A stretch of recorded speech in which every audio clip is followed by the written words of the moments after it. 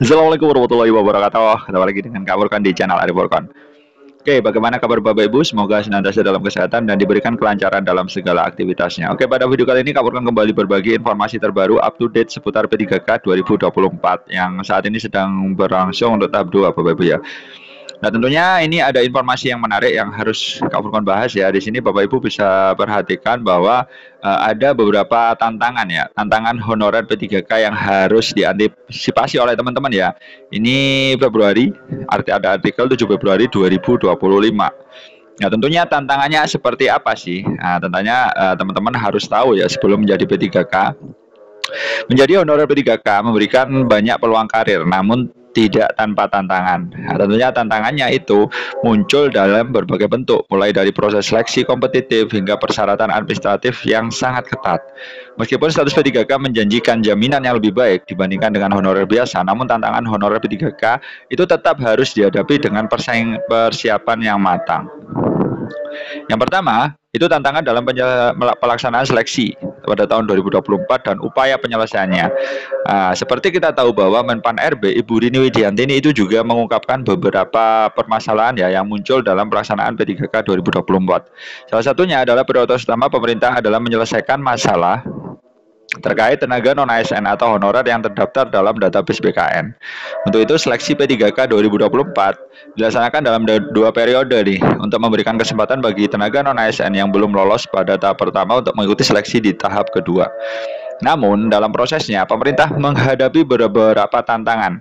Yang pertama, ketidaksesuaian usulan formasi, ya kan? Keterbatasan anggaran, periode pertama, instansi pemerintah terutama pemerintah daerah enggan mengusulkan formasi dan lain sebagainya. Ini permasalahan-permasalahan yang timbul ya di seleksi P3K tahun 2024. Untuk mempercepat proses itu, Menpan RB telah mengeluarkan regulasi-regulasi khusus ya, diantaranya P3K paruh waktu dan lain-lain sebagainya. Bahkan Menteri Ibu Rini Widiantini ini juga menghimbau kepada pejabat kepegawaian atau PPK instansi pusat dan daerah itu menyiapkan anggaran nih bagi pegawai honorer ASN yang mengikuti seleksi P3K. Nah, tentunya yang pertama perubahan status ya, tentang bagaimana sih perubahan status honorer menjadi P3K, tentunya harus melalui seleksi seperti itu Bapak Ibunya. Bahkan pemerintah Indonesia akhirnya memutuskan untuk menghapus status honorer di pemerintahan ini berdasarkan Undang-Undang Nomor 20 Tahun 2023. Penggantinya apa? Yaitu P3K. Ada P3K full time, ada P3K part time atau paruh waktu. Nah, dengan adanya perubahan status ini, peluang bagi honorer untuk bergabung sebagai P3K semakin terbuka yang sangat lebar ya. Data dari Badan Kepegawaian menunjukkan bahwa hingga saat ini ada 1.600.000-an honorer yang telah terdaftar untuk mengikuti seleksi P3K tahap 1 dan 2. Selain itu, pemerintah juga memberikan kesempatan nih bagi mereka yang tidak lolos seleksi di tahap pertama untuk mengikuti kembali seleksi di tahap kedua. Namun dalam implementasinya terdapat beberapa tantangan yang perlu diatasi. Salah satunya adalah ketidaksesuaian usulan formasi. Ini pasti ada ini Bapak Ibu ya. Jadi Pemda misalkan honorernya 100, formasinya cuma 20.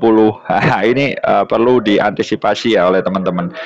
Nah, kemudian instansi pemerintah dengan honorer yang terdaftar dalam database BKN, Pemda dalam beberapa kasus enggan mengajukan formasi dengan keterbatasan anggaran yang ada tentunya Bapak Ibu ya. Dan sebagai solusi pemerintah berencana mengangkat non-ASN P3K paruh waktu. Nah, tetapi ini juga bermasalah lagi karena teman-teman yang kode R2 R3 itu menyatakan tidak puas ya kan, harus diangkat menjadi P3K penuh waktu. Dengan berbagai tantangan tersebut, pemerintah melalui Kemenpan RB terus mengupayakan solusi ya agar proses penataan tenaga honorer itu berjalan dengan lancar ya kan, dan ini lebih fleksibel dibandingkan dengan PNS. Nah, gaji P3K paruh waktu gimana? Peluang yang menguntungkan dengan waktu kerja yang fleksibel. Nah, jadi di sini memang sesuai dengan surat keputusan Menpan RB nomor 16 ya Bapak Ibu ya, ketentuan gaji paruh waktu itu minimal sama dengan upah honorer saat ini. Ini minimalnya, bisa lebih ya kan kalau anggarannya memenuhi. Salah satu ketentuan utama, mereka akan menerima gaji minimal itu setara dengan upah honorer saat ini. Tentunya mereka akan mendapatkan gaji yang memadai setidaknya setara dengan gaji honorer yang berlaku. Kemudian acuannya apa sih? Acuannya ada upah minimum regional. akan disesuaikan dengan upah minimum regional yang berlaku di wilayah tempat mereka bekerja. Ini memastikan bahwa gaji yang diterima P3K paruh waktu akan mengikuti standar wilayah. Tetapi ini kan yang mengatur Pemda, jadi standarnya kayak apa kita juga belum tahu ya Bapak Ibu ya, karena di sini memang belum jelas juga ya kan aturannya. Makanya teman-teman Kode R2 R3 itu semacam memberikan tuntutan ya harus paruh waktu aja, karena yang ngatur sudah langsung dari pusat. Nah, dana penggajian dari anggaran lain. P3K paruh waktu sumber dana bisa dari anggaran luar belanja pegawai pemerintah. Pemerintah telah menyusun mekanisme yang memastikan penggajian tidak mengganggu anggaran belanja pegawai instansi terkait. Seperti itu. Nah, tantangannya paruh waktu gimana? Dalam aturan baru, banyak tenaga honorer yang dapat melihat peluang memperoleh gaji yang lebih tinggi dan memiliki jaminan yang lebih baik dari sebelumnya. Namun, P3K paruh waktu tetap memiliki tantangan yang tersendiri, yaitu adalah ketidakpastian pengangkatan menjadi penuh waktu. Kan kalau ada formasi Bapak Ibu ya, bisa diangkat penuh waktu. Kalau nggak ada ya menunggu tetap seperti itu. Menjadi honorer P3K tantangannya itu cukup besar ya, itu tadi masalah gaji itu. Tetapi kalau full time sih insya Allah ya kan sudah diatur ya kan, ininya sekian sama kayak ASN lah. Kalau paruh waktu ini masih belum pasti. Seperti itu dulu informasi dari Kapurkan, mudah-mudahan bermanfaat. Wassalamualaikum warahmatullahi wabarakatuh.